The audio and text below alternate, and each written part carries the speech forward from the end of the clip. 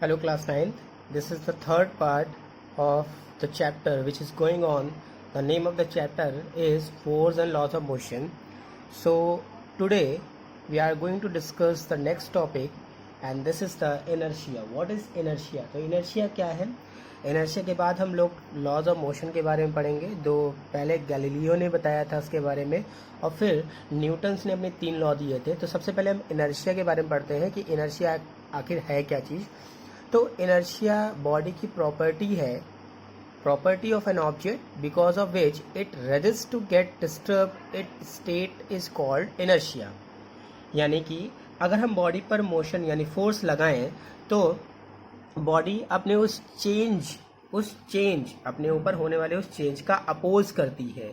ठीक, यही क्या कहलाता है? इनर्शिया कहलाता है। ठीक, दिस इज कॉल्ड इनर्शिया। ठीक है, बात करते हैं इसमें कि इनर्शिया के टाइप कितने होते हैं। तो 3 टाइप होते हैं। There are 3 types. There are 3 types of inertia.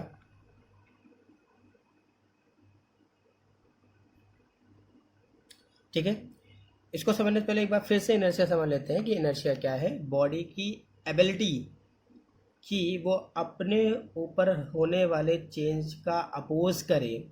ठीक, वो क्या कहलाएगा? इनर्शिया। फिर सुन लीजिए, the property of an object because of which it resist to get disturb it state is called inertia. ठीक है, what is inertia? It is clear. ठीक है, तो इनर्शिया एक तरह की प्रॉपर्टी है बॉडी की कि वो उस वजह का रेजिस्ट यानी अपोज करती है जिसकी वजह से उसके स्टेट में चेंजमेंट हो रहा हो। ठीक, जैसे किसी ऑब्जेक्ट पे हम फोर्स लगाएं, एक पत्थर पे फोर्स लगाएं तो वो ऑब्जेक्ट क्या होगा? रुका रहेगा। कब तक रुका रहेगा? जब तक हम उसके थ्रू लगाए गए फोर्स, जो फ्रिक्शन फोर्स है ना, जो फर्श पे लगा रहा है या किसी कॉन्टेक्ट सरफेस पे लगा रहा है।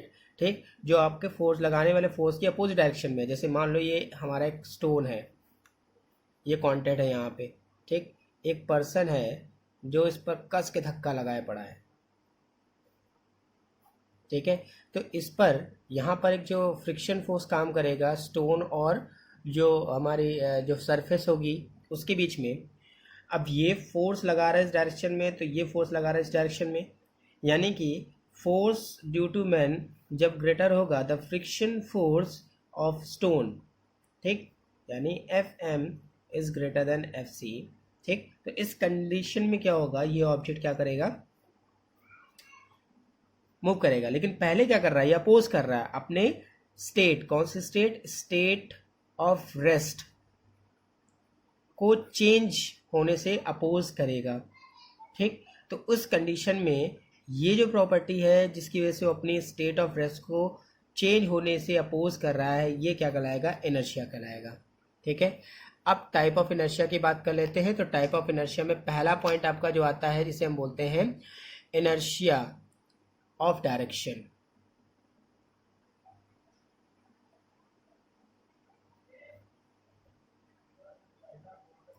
So what is inertia of direction?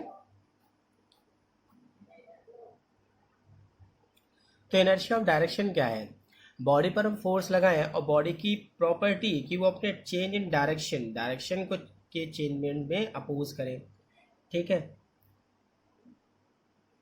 तो यहाँ होगा क्या समझना। जैसे कार जब किसी टर्न पर जाती है, किसी टर्न में, यानी ये मान लो एक टर्न है। ठीक, ये एक टर्न है, कार इस टर्न पे मूव कर रही है। तो इसका सेंटर होगा इस टर्न का, क्योंकि सर्कुलर पाथ है।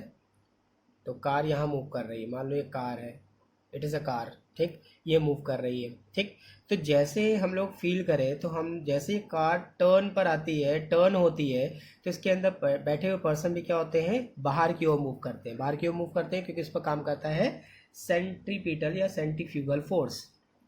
ठीक, अब इसकी बात करेंगे सेंट्रीपिटल या सेंट्रीफ्यूगल फोर्स क्या होता है। पहले समझते हैं कि इस पर एक फोर्स काम करेगा। आपने एक्सपीरियंस भी किया होगा, जब हम किसी व्हीकल में बैठते हैं तो जब ये टर्न पर आती है तो जैसे जिस तरफ ये टर्न होती है उसकी अपोजिट डायरेक्शन में हमारी बॉडी क्या होती है? बाहर की ओर मूव करती है। ठीक, तो इसे बोलेंगे इनर्शिया ऑफ डायरेक्शन, क्योंकि बॉडी हमारी इस जो फोर्स काम कर रहा है उसके डायरेक्शन उसका अपोज करेगा, जिसकी वजह से बॉडी हमारी अपनी डायरेक्शन को चेंज करेगी। फिर समझते हैं, जब ये कार या कोई बस जब एकदम से टर्न पे आएगी, ठीक है, तो क्या होगा, हमारी बॉडी इस टर्न से बाहर की ओर मूव करती है। ठीक, ऐसा क्यों? क्योंकि ये रेजिस्ट करने का काम करती है किसका, जो डायरेक्शन पर यानी चेंज इन डायरेक्शन जो हो रही है उसका अपोज करेगी। इसे बोलेंगे इनर्शिया ऑफ डायरेक्शन। ठीक, the ability of an object due to which it change its direction is called inertia of direction. ठीक है, सेकेंड पोर्शन बात करते हैं। ये एग्जाम्पल था, एग्जाम्पल के तौर पे यहीं पे क्लियर कर दिया है। सेकेंड पोर्शन इसमें आता है इनर्शिया ऑफ रेस्ट। बहुत इजी है। इनर्शिया ऑफ रेस्ट क्या है? एक ऑब्जेक्ट अगर रेस्ट पर है तो रेस्ट पर रहेगी। ठीक है, इसका मतलब कि बॉडी की एबिलिटी कि वो अपने रेस्ट ऑफ यानी पोजीशन ऑफ रेस्ट को चेंज होने से अपोज करे, तो उसे बोलेंगे इनर्शिया ऑफ रेस्ट। ठीक है, जैसे एग्जांपल लेते हैं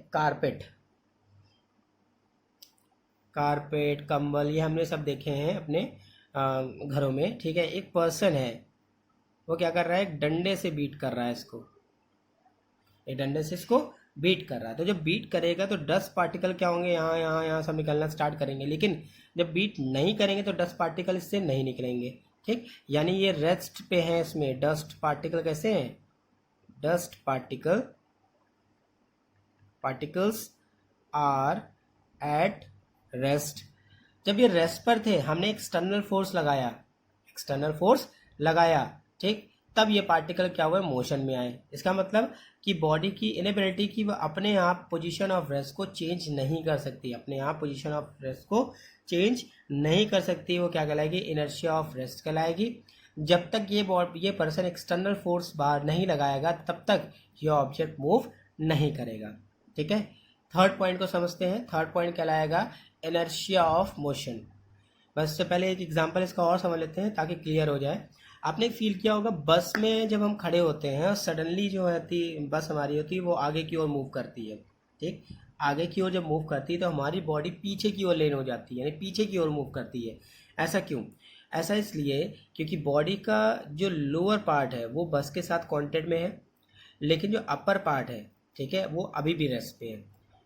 ये कांटेक्ट में होने की वजह से क्या हो जाएगा, मोशन में आ जाएगा, जबकि ये क्या है, अभी भी रेस्ट पे है।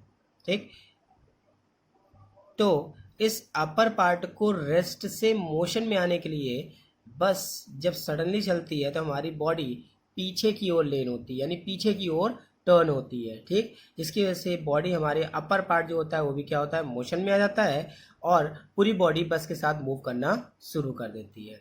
ठीक है, नेक्स्ट इसमें पार्ट पढ़ते हैं। नेक्स्ट इसमें जो पॉइंट है उसका नाम है third point, inertia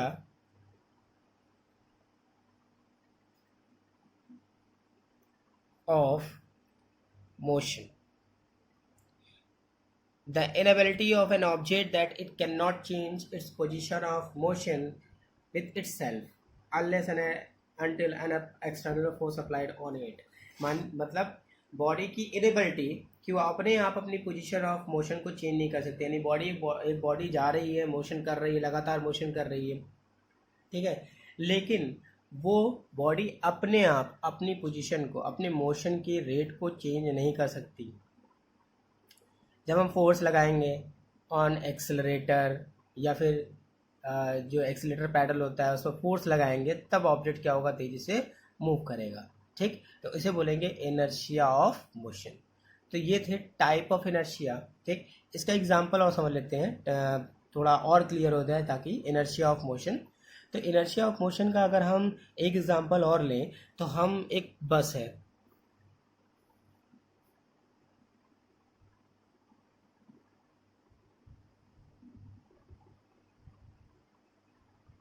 this is a बस। ठीक, मकसद बस बनाना ही था। ठीक, और इस बस के अंदर एक पर्सन खड़ा हुआ है। ठीक है, ये बस मूव कर रही है वी वेलोसिटी से। सडनली इसका जो ड्राइवर है वो क्या करेगा, ब्रेक मारेगा। जब ब्रेक मारेगा तो हम देखते हैं सडनली ब्रेक लगने की वजह से हमारा upper part of the body ये क्या होती है, आगे की ओर लेन होती है, ठीक।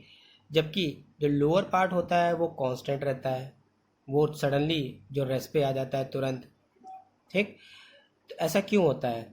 ऐसा इसलिए होता है कि जो लोअर पार्ट है, ये हम बस में बैठे हुए अंदर, ये रेक है बस की, तो लोअर पार्ट जो है वो क्या है, कांटेक्ट में है बस के। तो जैसे ही बस हमारी रेस्ट पे आएगी, ठीक, तो लोअर पार्ट होगा वो क्या होता है, रेस्ट पर आ जाता है, ठीक। लेकिन अपर पार्ट अभी भी मोशन में होगा। इसके लिए जो अपर पार्ट हमारा बॉडी का है वो आगे की ओर लेन होता है to balance the force and to come at rest, यानी अपने आप को रेस्ट में लाने के लिए हमारी बॉडी क्या होती है, आगे की ओर मूव करती है, ठीक। This is called inertia of motion. Okay, I hope ये इनर्शिया पार्ट आपको क्लियर हुआ होगा। नेक्स्ट जो वीडियो होगा उसमें हम लॉज ऑफ मोशन, न्यूटन्स के थ्रू जो लॉज ऑफ मोशन दिए गए थे उसके बारे में बात करेंगे।